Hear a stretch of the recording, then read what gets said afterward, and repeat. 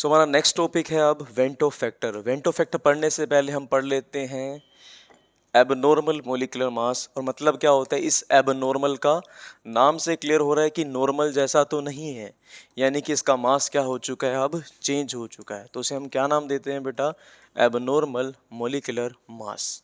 Abnormal molecular mass हमें बताता है कि जो हमारा मोलिक्यूल है या तो उसका मास बढ़ चुका है या उसका मास क्या हो चुका है, घट चुका है। फॉर एग्जांपल जो ये NaCl है, जब ये टूटेगा तो क्या मिलेगा अपने को, या तो Na+ और Cl नेगेटिव ये मिलने वाला है। यानी कि पहले तो सिंगल पार्टिकल था, अब कितने में चला गया, ये 2 पार्ट के अंदर टूट गया, राइट। तो मतलब कि हमारी जो कोलिगेटिव प्रॉपर्टी थी किस पे डिपेंड करती थी, नंबर ऑफ पार्टिकल पे। और अगर ये टूट चुका है तो पार्टिकल क्या हो चुके हैं, डबल हो चुके हैं। तो हमारी सभी की सभी कोलिगेटिव प्रॉपर्टी हो जाएंगी डबल। और ये आई है, जो क्या लिखा है मैंने, आई हमने ये लिखा है बेटा कि कितने पार्टिकल्स में ये टूटा है, राइट। इसकी वैल्यू कितनी आ गई, यहाँ पर 2 आ जाएगी। अब मैं बोलता हूँ एक और एग्जांपल, सपोज कर लो कि 2 मॉलिक्यूल, एक ए मॉलिक्यूल है दूसरा ए मॉलिक्यूल, दोनों आपस में जुड़कर A2 बना दिए, राइट। तो कोलिगेटिव प्रॉपर्टी क्या हो जाएंगी, आधी हो जाएंगी, क्योंकि पहले 2 पार्टिकल थे, अब कितना है, 1। तो मेरा फॉर्मूला क्या बनता, आई का ऑब्जर्व्ड बाय में नॉर्मल, यानी कि आयन, ठीक है। ऑब्जर्व कितना हो रहा है बेटा, कितने मॉलिक्यूल दिख रहे हैं तुम्हें यहाँ पर, 1 मॉलिक्यूल दिख रहे हैं। नॉर्मली कितने होने चाहिए थे, 1 और 1 2 मॉलिक्यूल होने चाहिए थे। तो इसका आई कितना आ जाएगा, हाफ, राइट। अब अगर मैं बोलता NaCl के हिसाब से अगर टूटते तो क्या बनता है यहाँ पर, Na+ और Cl नेगेटिव। मेरे आई की वैल्यू बताओ कितनी है, कितने आयंस हैं यहाँ पर टूट के, यहाँ पर 1 और 1 2 आयंस हैं, होने कितने चाहिए थे, 1। तो इसका आई कितना हो जाएगा, 2, राइट। तो ये होता है हमारा यहाँ पर आई, यानी कि वेंट हॉफ फैक्टर। अब इसकी वैल्यू 2 है कंप्लीटली जब 100% टूट गया। कुछ ऐसे मॉलिक्यूल होते हैं जो 100% नहीं टूटते, तो उनके लिए एक फॉर्मूला बनेगा, उसके लिए हम निकालते हैं बेटा यहाँ पर अल्फा। और ये अल्फा वाले क्वेश्चन बहुत कॉमन है 2020 से, उससे इनफैक्ट 2016-17 में भी क्वेश्चन आया था और 2020 में भी आया था। इस बार आने के क्वेश्चन के चांसेस हैं, तो जरा देख लेते हैं इन क्वेश्चन को, राइट। न्यूमेरिकल कैसे बन सकता है इससे हम वो समझ लेते हैं। वैसे होता क्या, आई रिपीट कर देता हूं, आयन यानी कि ऑब्जर्व कोलिगेटिव प्रॉपर्टी बाय में नॉर्मल कोलिगेटिव प्रॉपर्टी, ये फॉर्मूला होता है आई का। By the way, what is abnormal molecular mass, the molecular mass of any molecule get change either by association or dissociation, that is known as what, abnormal molecular mass। तो अब एक question देख लेते हैं इसके ऊपर हम, ये एसोसिएशन और डिसोसिएशन वाला क्वेश्चन देख लेते हैं इसके ऊपर। ये क्वेश्चन बहुत ही इंपॉर्टेंट रहता है, तो जरा देखते हैं। यहां पर है when 19.5 gram of this molecule is dissolve in 500 kilogram of water, the depression in freezing point is observe. Depression freezing point कितना दे रखा है, 1 डिग्री। तो सबसे पहले क्या लिखते हैं हम, डेल्टा TF लिख लेते हैं। कितना आ गया बेटा, 1 डिग्री आ गया।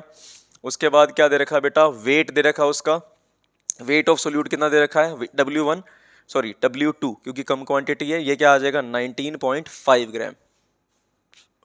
मोलिकुलर मास कितना दे रखा है इसका देख लेते हैं, वो दे रखा है बेटा यहाँ पर मोलिकुलर मास 78। अब यहाँ पर W1 क्या दे रखा है, मोलिकुलर मास 1 क्या दे रखा है, देखना जरा, 500 ग्राम, राइट। अब कैलकुलेट करना है आपने डिग्री ऑफ डिसोसिएशन, यहाँ पर कैलकुलेट करना है। ये सब डाटा हमें दे दिया है, अब हमें क्या निकालना है, डिग्री ऑफ डिसोसिएशन। बेटा सबसे पहले तो हम आई निकालेंगे। मैं आपको फॉर्मूला बता देता हूं, आई का फॉर्मूला क्या होता है बेटा, देखो सबसे पहले आपने डेल्टा TF कभी निकाला होगा तो क्या फॉर्मूला होता है इसका, KF इंटू में M। लेकिन यहां पर एक फैक्टर से मल्टीप्लाई कर देते हैं आई से, क्योंकि बेटा कोलिगेटिव प्रॉपर्टी किस पे डिपेंड करती है, नंबर ऑफ पार्टिकल्स पे। क्योंकि पार्टिकल डबल हो गए हैं तो मैं इसकी प्रॉपर्टी भी क्या कर दूंगा, आई से मल्टीप्लाई करके डबल कर दूंगा। तो डेल्टा TF की वैल्यू हमें दे रखी है 1, KF की वैल्यू दे रखी है हमें 1.86, मोलिकुलर मास सॉरी मोलैरिटी इसकी हमने निकालनी है। फॉर्मूला क्या होता है, वॉशिंग मशीन 1000 वाट की इनटू में आई। तो देखो बेटा हमने यहाँ पर क्या पुट कर देंगे, मोलिकुलर मास पुट कर देंगे। कितना है मोलिकुलर मास बताओ इसका, 1.6। वेट कितना है, वेट है 19.5। मोलिकुलर मास कितना है बेटा इसका, 78, वो भी पुट कर दिया। 1000 वेट यानी कि जिसके अंदर डिजोल्व किया है इसको, वो कितना है 500 ग्राम। तो हम क्या निकाल लेंगे बेटा यहाँ से, ये आई भी आई निकालना है हमने, और TF की वैल्यू, डेल्टा TF की वैल्यू क्या दे रखी है, 1 दे रखी है। अब सिंपली हम क्या करेंगे, जो हमें निकालना है K की वैल्यू, सबको इधर ले जाऊंगा, 1 इंटू 78 इंटू 500 इंटू बाई में क्या आ जाएगा, देखो ये नीचे चले जाएंगे, 1.86 19.5 इंटू 1000 किसकी वैल्यू आ जाएगी बताओ यहाँ पर, ये वैल्यू आ जाएगी यहाँ पर आई की, और सारा जब आप कैलकुलेट कर लोगे तो इसकी वैल्यू आ जाएगी 1.0753, इसकी वैल्यू आ गई किसकी, आई की वैल्यू आ गई। लेकिन हमने यहाँ पर क्या कैलकुलेट करना, आई तो कैलकुलेट करना ही था, लेकिन हमें क्या निकालना है यहाँ पर, डिग्री ऑफ डिसोसिएशन निकालना है। बेटा देखो डिग्री ऑफ डिसोसिएशन का फॉर्मूला क्या होता है, जरा सुनो ध्यान से। इसके दो फॉर्मूले होते हैं, एसोसिएशन के लिए अलग, डिसोसिएशन के लिए अलग। अल्फा का फॉर्मूला होता है i-1 बाय में n-1, किसके लिए, डिसोसिएशन के लिए। और एसोसिएशन के लिए क्या होता है, i-1 1 बाय n-1, ये फॉर्मूला होता है किसके लिए, एसोसिएशन के लिए। ये किसके लिए होता है बेटा, डिसोसिएशन के लिए। अब ये डिसोसिएट हो रहा है, टूट रहा है, तो इस देखो दिख रहा है ना यहाँ पर, तो फॉर्मूला कौन सा लगाऊंगा मैं, ऊपर वाला फॉर्मूला लगा लूंगा। इसको हटा लेता हूँ यहाँ से। देखो बेटा हमारे i की वैल्यू कितनी आई है, i की वैल्यू है 1.0753 माइनस 1, n की वैल्यू आई है हमारी 2 माइनस 1। ये n2 क्यों है बेटा, देखो ये एक एसिड है, जैसे कोई CH3COH भी टूटता सिंपली, तो ये क्या टूट देता बेटा, देखो CH3COO नेगेटिव, और क्या देता है यहाँ पर, H पॉजिटिव, ये वैल्यू देता है यहाँ पर। अब ऐसे ही जो ये साथ में F है इसके, तो ठीक है भाई, ये टूटेगा तो दो पार्टिकल दिए, एक पार्टिकल ये रहा, एक पार्टिकल ये रहा, एक और एक, दो पार्टिकल हो गए, तो यहाँ पर N की वैल्यू कितनी हो गई बताना जरा, 2। तो ये हो जाएगा, यहाँ से माइनस करेंगे तो वैल्यू क्या आ जाएगी, देखो इसकी वैल्यू आ जाएगी 0.753 बाई 1, ये हमारा आ गया अल्फा, राइट। लेकिन अगर हमें परसेंटेज में निकालना हो तो कैसे निकालोगे, इसको मल्टीप्लाई कर दूंगा 100 से, राइट। तो इसको मल्टीप्लाई कर दो 100 से, क्या आ जाएगा 70, एक मिनट, ये था 0.7 पहले, तो ये क्या आ जाएगा 7.53% आ जाएगा, अगर किससे मल्टीप्लाई कर दूंगा इसको 100 से। तो ये केस कौन सा हो गया बेटा, ये केस हो गया जब कोई मोलिक्यूल क्या हो रहा है, डिसोसिएट हो रहा है। अब नेक्स्ट केस हम देखेंगे जहां पर मोलिक्यूल क्या होगा, एसोसिएट होगा। देखो बेटा the freezing point of a solution containing 5 gram of benzoic acid in 35 gram of benzene is depressed by 2.54 percentage. अब यहाँ परसेंटेज पूछा गया, स्पेशली यहाँ परसेंटेज निकालना है। It form a dimer, dimer क्या हो गया, दो जुड़कर एक चीज बन गई। ट्राइमर क्या होता है, जो तीन जुड़कर बन जाए, टेट्रामर जो चार जुड़कर जुड़े, और ये क्या है, डाइमर, यानी कि दो जुड़कर एक बना है, राइट।